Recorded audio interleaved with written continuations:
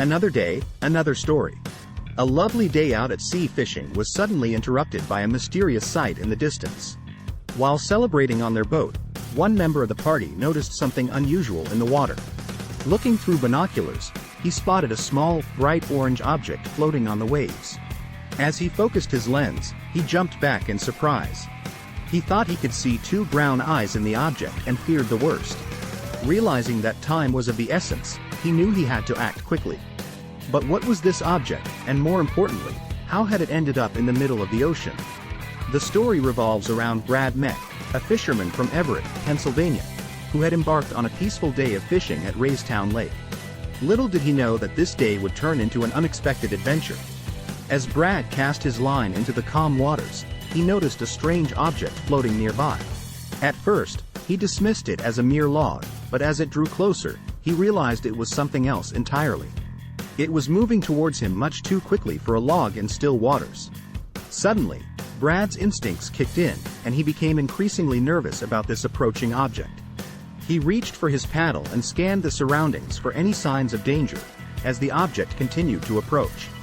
To his surprise, he soon spotted fur on the object, and he began to suspect it might be a beaver.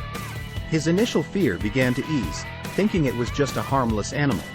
However, he couldn't have been more wrong. As the object drew nearer, Brad's heart raced.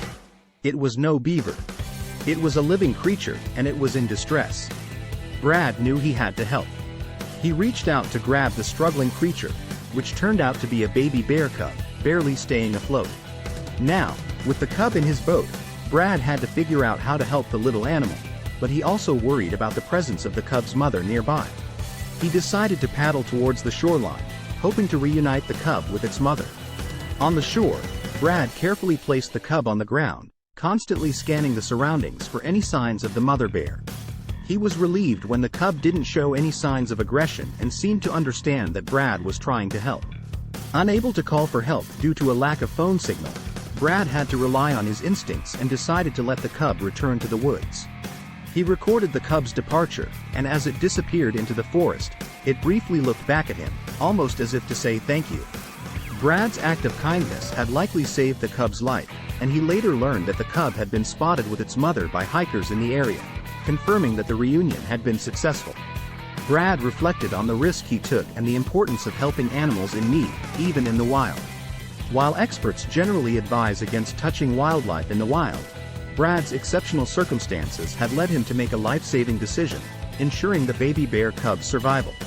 He hoped that his story would serve as a reminder to contact local authorities when encountering wildlife to ensure their safety and well-being. Thanks for watching.